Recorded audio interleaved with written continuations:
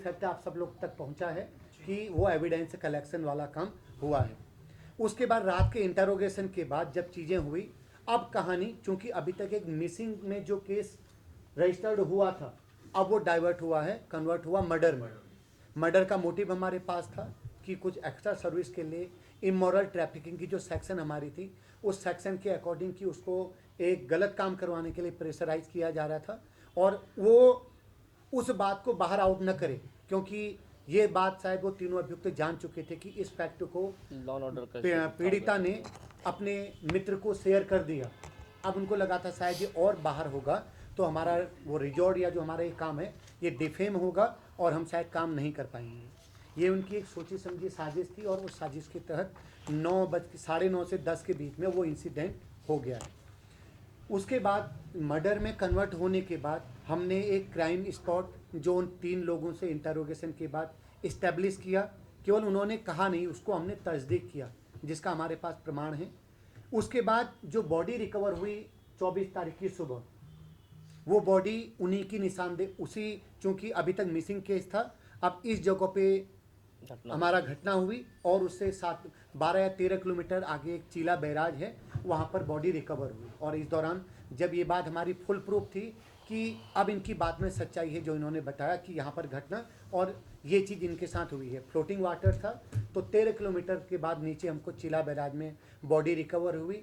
Doctors के panel द्वारा, क्योंकि तब तक मामला बहुत सेंसिटिव था और ऑलरेडी काफ़ी कुछ उसमें चीज़ें थी, डॉक्टर्स के पैनल के द्वारा वीडियोग्राफी में प्रॉपर पंचायतनामा और पोस्टमार्टम की कार्रवाई हुई है। कार्रवाई के बाद अगला आप सारी चीज़ें जानते हैं।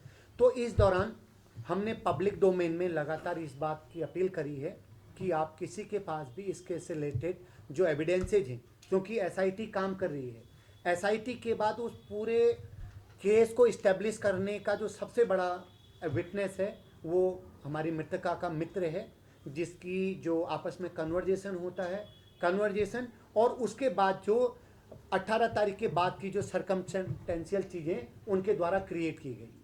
तो इन सारी चीज़ों में हमारी इन्वेस्टिगेशन आगे जारी रही, कई सारे लोगों के बयान हुए। हमने जो इन्वेस्टिगेशन के दौरान कई सारे नए तथ्य आए, हर तथ्य पे काम करना हमारी जिम्मेदारी थी। तथ्य आए कि इससे पहले भी कई सारी महिलाओं के साथ जो यहाँ काम कर चुके उनके साथ इस टाइप का कुछ हुआ हो, हम वहाँ तक पहुँचे। हमने उसके आसपास जितने लोग काम कर चुके थे या उस रिजॉर्ट में जो लोग काम करके कभी 10 दिन 15 दिन 1 साल तक भी गए थे, उन तक भी हमारी रीच हुई। अब हमारा काम इन 3 लोगों का जो कृत्य है उसको और स्ट्रांगली स्टेब्लिश करना था। चूँकि जैसे आशुतोष नेगी जी, मैं उनका नाम इसलिए ले रहा हूँ क्योंकि लगातार वो परिजनों के साथ थे और लगातार हमारे साथ भी उन्होंने सहयोग किया। कई बार चीज़ें ऐसी ज़रूर आई कि उनको लगा कि शायद उस हिसाब से चीज़ें नहीं हो रही, इसीलिए उन्होंने पिटिशन भी फाइल करी।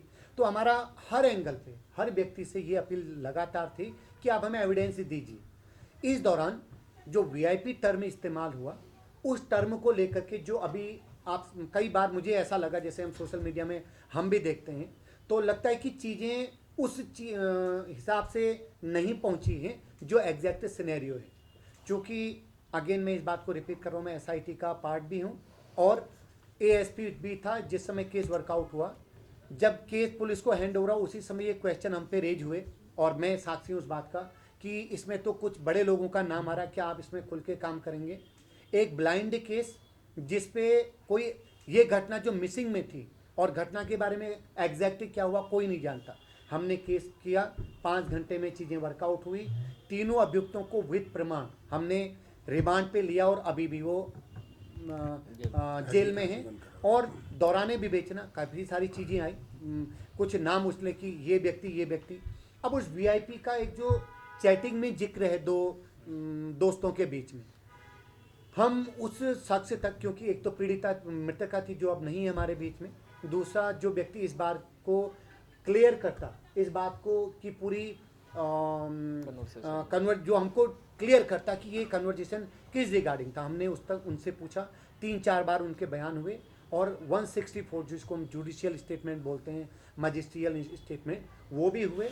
उनका ये कहना था कि साहब मैं जब 16 तारीख को वहाँ आया हूँ उस समय एक शख्स वहाँ, जो शायद कई बार सोशल मीडिया में चला है, जिनके साथ 2-3 लोग थे, कुछ अटैची थी और कुछ हुलिया हमको डिफाइन किया, क्योंकि उस व्यक्ति की वहाँ एग्जिस्टेंस को होटल के स्टाफ ने भी एग्री किया, लेकिन रिकॉर्ड में चूंकि वो केवल 1-2 या 2.5 घंटा वहाँ पर उस बंदे ने स्टे किया।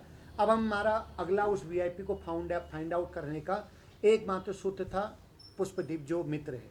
तो मित्र से जब हमने कहा कि साहब हाँ मैंने देखा, मैंने उससे उनके जो साथ आए थे उनसे बात भी करी, और मेरा मानना है कि ये वीआईपी वही होगा जो मंडे को आना था, जो मंडे को वीआईपी आना था वाली बात। कई बार ये चीज़ें आती हैं। तो हम उन शख्स तक पहुँचे बड़ी पड़ताल के बाद। हमने स्टाफ से बात करी, एक होलिये का के हिसाब से हमने कई चीज़ें बताई, क्योंकि ये था कि उसके साथ 2 एक बॉक्सर थे। ये चीज़ चूँकि पहले भी शायद मैं इस अंदाज में हमने आपसे बात करी, लेकिन डिटेल चूँकि आज मामला कन्विक्टेड है और पब्लिक डोमेन में सारे फैक्ट हैं, हाई कोर्ट का आदेश हो, ट्रायल कोर्ट का जो फाइनल वर्डिक्ट हो, वो सारे वर्डिक्ट ऑलरेडी पब्लिक डोमेन में आ चुके हैं।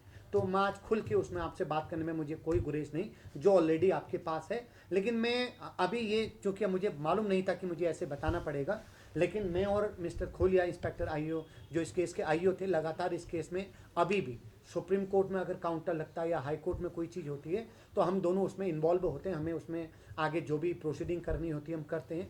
तो हर हफ्ते किसी न किसी बहाने हम उस पर हमारी चर्चा होती है। तो वो जो वीआईपी टर्मिनोलॉजी आई, उस होलिये के आधार पे हमको, हमारा काम था कि हम उस व्यक्ति को आइडेंटिफाई करें। तो जो एक बनाया, तो ऐसे होलिये के कुछ लोग जो हमको लगे कि ये तो हमारा प्राइम मकसद था कि उस शख्स से पूछा जाए जहाँ से ये टर्मिनोलॉजी जनरेट हुई है। तो उन्होंने को जब बताया, उन्होंने कहा साहब ये व्यक्ति है। तो उस व्यक्ति तक हम पहुँचे। उनका नाम धर्मेंद्र उर्फ प्रधान था, क्योंकि वो हमारी एसआईटी इन्वेस्टिगेशन का पार्ट हैं और उनकी तरफ से जो हमने स्टेटमेंट लिखे वो हम सारे कोर्ट में लगा चुके हैं। तो उनके बयान हमारे पास हैं। और मित्र से जब हमने पूछा, जो पुष्पदीप हैं, तो उन्होंने इस बात को माना, हाँ साहब ये वही व्यक्ति है जो उस दिन 16 तारीख को मैंने देखा था और इनसे मेरी बात हुई थी। तो ये उस वीआईपी टर्मिनोलॉजी का फाइनल इन था अकॉर्डिंग टू एसआईटी। लेकिन उसके बाद जो कई बार जो चीज़ें आई कि ये हो सकते हैं, वो हो सकते हैं, हर एंगल पे काम करना हमारी जिम्मेदारी थी। हमने हर एंगल पे काम किया, वो डंप डेटा हो, वो सीडीआर हो, वो उस दौरान या उससे आगे। क्योंकि एक बात आप फैक्ट आपके दिमाग में ज़रूर आना चाहिए, घटना 18 तारीख की रात को हो गई और ये वर्कआउट हुआ है 22 तारीख को। तो इन 5 दिनों में एक नॉर्मल कोर्स में चीज़ें चल रही। तो उस दौरान क्या कोई शख्स आया, या जितने लोग उस दौरान उस रिजॉर्ट में उन्होंने अपनी बुकिंग करी, वो काम के नाम पे आए, किसी भी बहाने उनका वहाँ एग्जिस्टेंस था। हमारी एसआईटी क्योंकि एक अच्छी खासी टीम थी, डीआईजी रैंक की ऑफिसर उसको लीड कर रही थी, तो हर एंगल पे, हर उस व्यक्ति पे हमने काम किया कि उस व्यक्ति का एग्जिस्टेंस वहाँ क्यों था और वो वहाँ क्या करने आया था। तो ये जो शख्स जिनका मैंने आपको नाम लिया, ये शख्स वहाँ पर क्यों थे, किस मकसद से आए थे और किसके माध्यम से वहाँ पर आए थे, ये हमारा जब क्लियर हुआ तो हमने माना कि इनका मकसद उस होटल में आकर के रुकना या कुछ करना नहीं। उनको, वो शख्स नोएडा को बिलोंग करते थे, उन्होंने वहाँ लैंड सर्च के लिए एक आदमी से डील करी थी, वो शख्स खाना खिलाने के लिए उनको वहाँ पर लाया था, केवल 2-3 घंटे वहाँ स्टे किए हैं। अब उसके बाद धर्मेंद्र कुमार उर्फ प्रधान, फिर और भी कई सारी चीज़ें चली, जैसे आपने सोशल मीडिया में या कई सारे स्टेक होल्डर्स में कुछ नाम देखे, उन नामों पे हमने सब में काम किया। कोई भी ऐसा रेलिवेंट और तथ्य हमारे पास नहीं था कि वीआईपी नाम का कोई व्यक्ति उन शख्स जिस पे हम काम कर चुके हैं कोई एग्जिस्ट करता है। ये सारे फैक्ट हमारे इन्वेस्टिगेशन।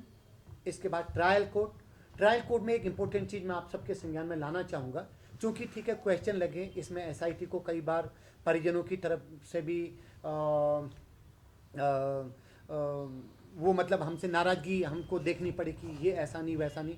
हमारी कोशिश है कि वो हमारे साथ रहें और हम चीज़ें करें। जो फैक्ट पिटिशनर आशुतोष नेगी जी या परिजनों के द्वारा दिए गए, उन सब पे काम करना हमारी जिम्मेदारी थी।